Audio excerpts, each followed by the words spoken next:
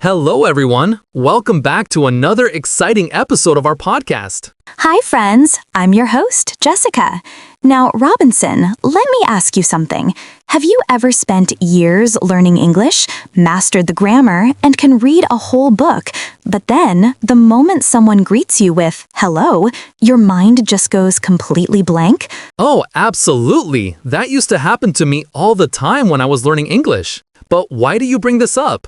Well, today we're going to break down the real reasons you're struggling with speaking and exactly what you can do to fix them. But how, Jessica? Could you please tell us? First off, let's dive into the core reasons why so many people struggle with speaking English. The first big hurdle is what I like to call the fear and mindset block. That sounds interesting. Can you elaborate on that? Absolutely. One major component of this block is the perfectionism trap.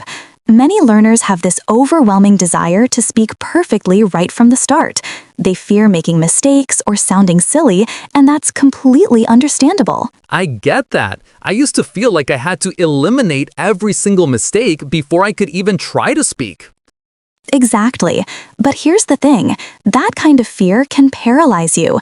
The truth is, effective communication is way more important than speaking flawlessly. Even native speakers make mistakes all the time. So it's okay to mess up? Absolutely. Making mistakes is part of the learning process. It helps you improve and become a more confident speaker. Now, the second aspect of this mindset block is what I call the FBI interrogation feeling. That sounds intense. What do you mean by that? Well, many learners feel like the entire conversation depends on them, and they're being judged continuously. This pressure can lead to anxiety that makes it hard to engage in a natural chat. It's crucial to shift your goal from trying to impress others to simply connecting with them. That's a great point. Instead of worrying about what others think, we should focus on just enjoying the conversation. Exactly. Now, let's move on to the second part, the practice gap. Many learners spend years absorbing English through reading or listening, but spend very little time actually producing it, like speaking or writing. That's a great analogy. It's like reading a manual on how to drive, but never actually getting behind the wheel. Yes, precisely. Speaking is a physical skill, much like driving. You can only get better by practicing. Another thing to consider is the difference between passive and active learning. Watching Netflix with subtitles is passive, but summarizing what you just watched out loud, that's active learning. I see. Engaging actively helps reinforce the concepts we've learned. Exactly, and which brings us to the final issue, the knowledge application problem.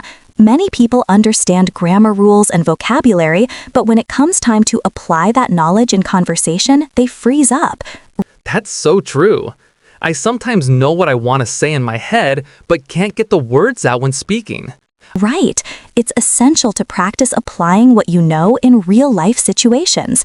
So don't be afraid to speak, make mistakes, and actively engage with the language. I love that. Those are some practical tips. I think it's all about changing our approach and mindset. So those are some practical tips. But let's talk about another big hurdle, unrealistic expectations and environment. Right. It can be so discouraging when learners compare themselves to bilinguals or native speakers. Exactly. That can really demotivate you. Instead of measuring yourself against someone who's been fluent for years, it's more beneficial to compare yourself to your past self. Look at how far you've come. That's a great perspective. And it's also tough when there's a lack of a safe environment to practice. Sometimes we don't have anyone we feel comfortable speaking with. Totally. Having a supportive environment is crucial. You don't want to feel judged when you're trying to get better. So what can we do to overcome these hurdles? Great question. First, it's important to conquer your mindset. One actionable tip is to embrace strategic incompetence. Give yourself permission to be bad at speaking for a while. Your primary goal should be to communicate, not to be perfect. That makes sense. If you allow yourself to make mistakes, it takes off a lot of pressure. Exactly. Another helpful tip is to reframe your goals. Instead of setting out to have a perfect 30-minute conversation, aim for smaller, achievable goals, like successfully ordering a coffee and saying, "Have a nice day." I love that.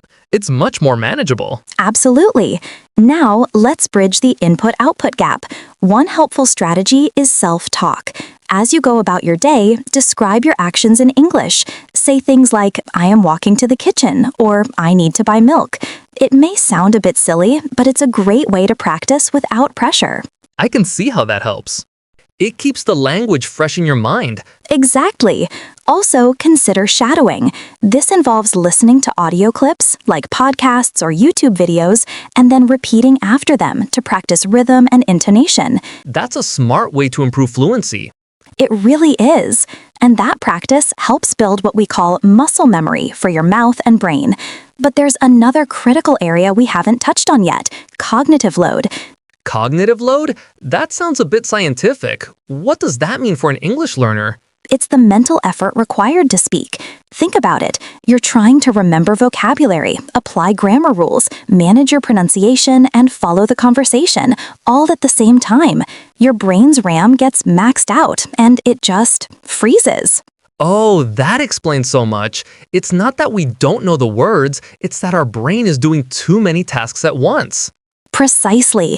The solution is to make some of those tasks automatic. For example, instead of constructing sentences word by word from scratch, you should be using language chunks. Language chunks? You mean like phrases? Exactly. Learning common collocations and phrases as a single unit. Don't just learn the word appointment, learn the chunk schedule an appointment. Don't just learn interested, learn I'm interested in topic. This drastically reduces the cognitive load because you're recalling a pre-built block of language. So it's like building with Lego bricks instead of individual plastic molecules. It's faster and stronger. That's a perfect analogy, Robinson.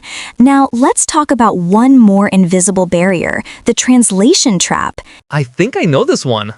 That's when you're constantly translating from your native language to English in your head before you speak. Yes, and it kills your fluency and rhythm because it adds an extra, slow step. The goal is to start thinking directly in English. But how do we do that? It sounds really difficult. It takes practice, but it starts small. Try this. When you're alone, force your inner monologue into English. If you're looking for your keys, think, where are my keys? I had them a minute ago. Oh, they're on the table. This builds a direct pathway in your brain between a thought and the English to express it, bypassing your native language.